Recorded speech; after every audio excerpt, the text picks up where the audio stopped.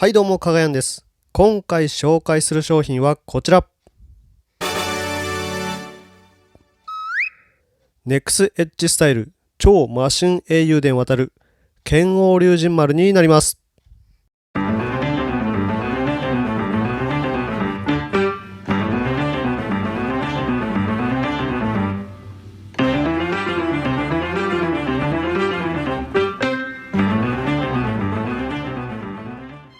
右手と一体化している剣王登竜拳は広い可動域により様々なポージングに調節可能。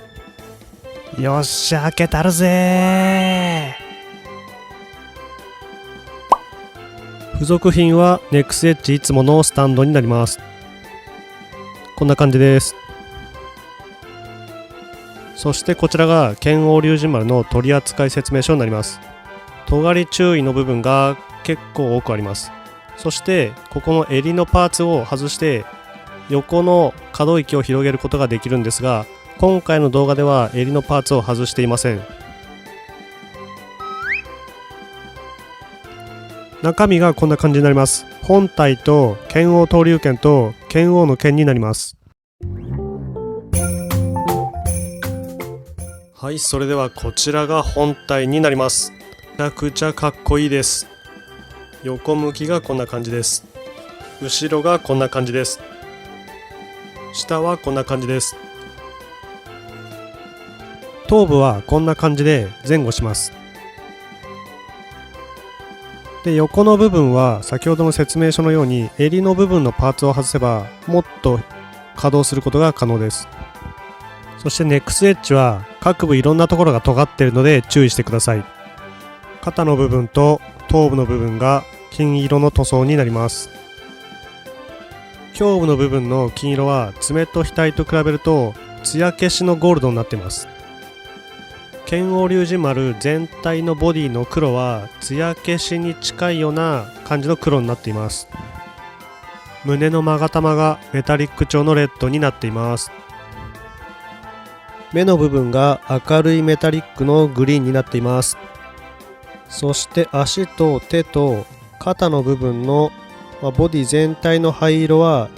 塗装じゃなくて成型色の灰色という感じになっています。肩のパーツがこのように稼働して腕の部分が肘の部分からこのように稼働します。腕の部分はこのように前後に動かそうとすると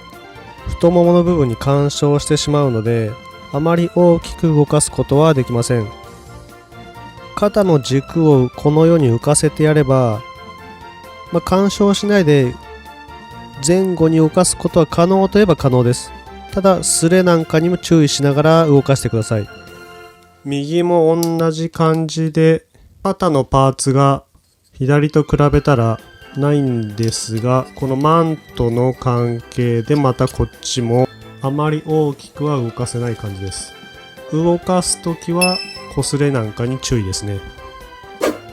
そして剣王龍神丸で特徴的なマントはこのように2分割で動くようになっています。2つに分かれて稼働できる感じになります。足の稼働は付け根のつま先部分が前後に動いて左右は動きません。太もも部分で大腿部分がこんな感じで前後に動きますが、やっぱりスレに注意しながら動かすといいと思います。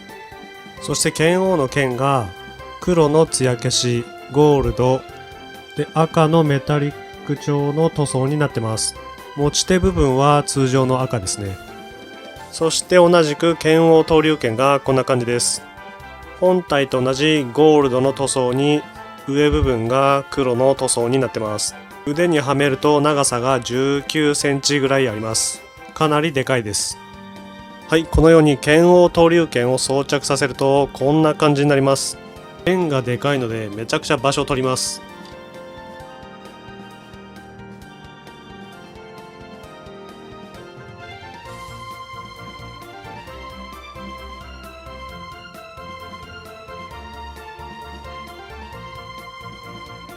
マントがこのようにボールジョイントになっていて左右に動くのはそうなんですが前後にも動くのでこのように全部上に上げて跳ね上げて躍動感のあるポーズを表現することが可能です。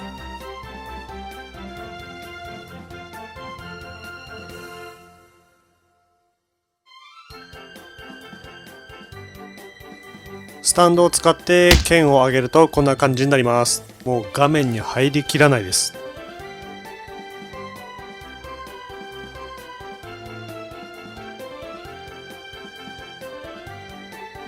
他にもこんなポーズをとってみました。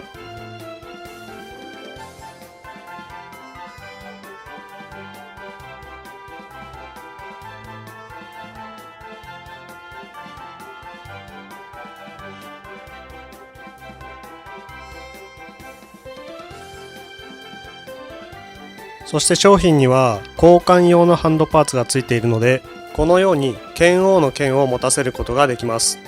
交換用のハンドパーツは左手しかついていないので、左手を交換するとこのように剣王の剣と剣王登竜剣で二刀流にすることができます。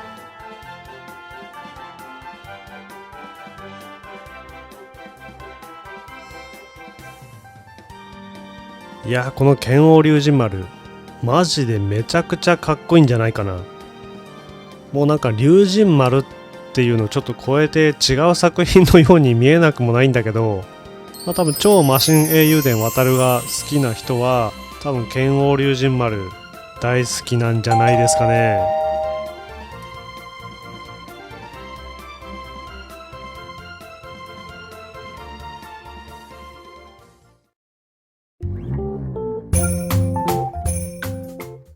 さあ、そしてバンダイさんの旧商品の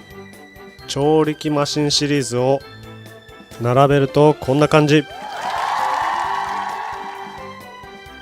超力シリーズは通常版の右手がついてるんですけど、今回はついてないんですよね。だからもうずっとこの剣を装着した状態になってしまいます。さあ、どうでしょうか、このプロポーションと造形の進化。旧商品は肩の部分がメッキになってるんですよね。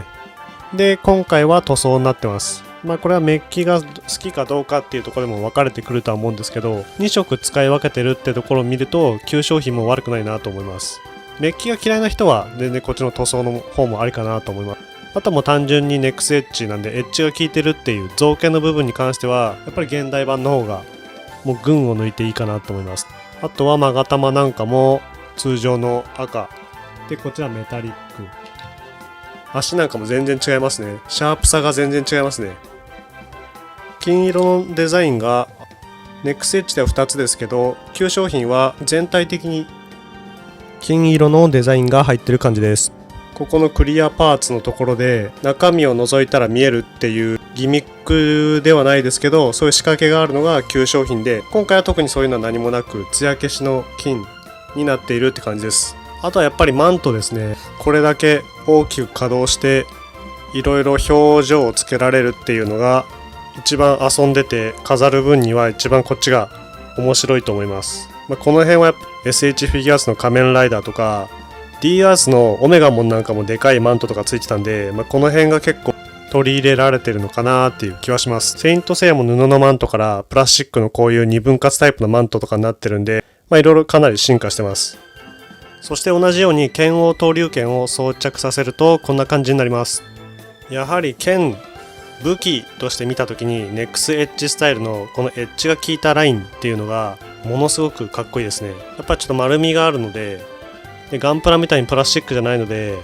削ってシャープにするっていうことができない以上、ネックスエッジの方がこの辺ではかなり有利でかっこいいと思います。そして旧商品にも剣王の剣はついているんですが、これは剣王龍神丸は装着できなくて、通常の龍神丸なんか装備できたりします。こちらの剣王龍神丸に剣王の剣を装着できるっていうのは、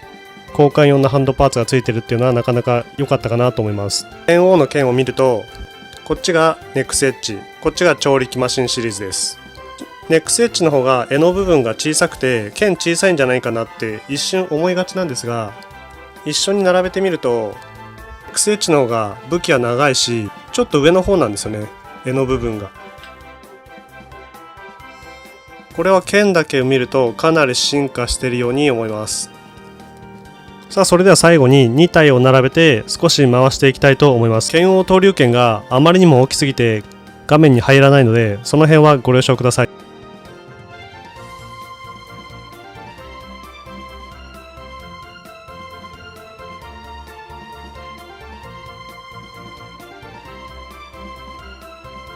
こちらの調理器マシンシリーズはこのように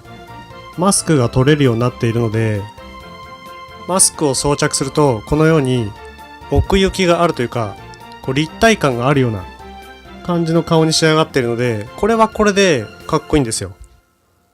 ですが今回のネックスエッジはマスクが取れるような仕組みになっていないので、先ほどの立体感っていうのとはまた別で、ここもちゃんと目がしっかり奥にあって奥行きがあって、口の周りもマスク部分も奥に入っているので、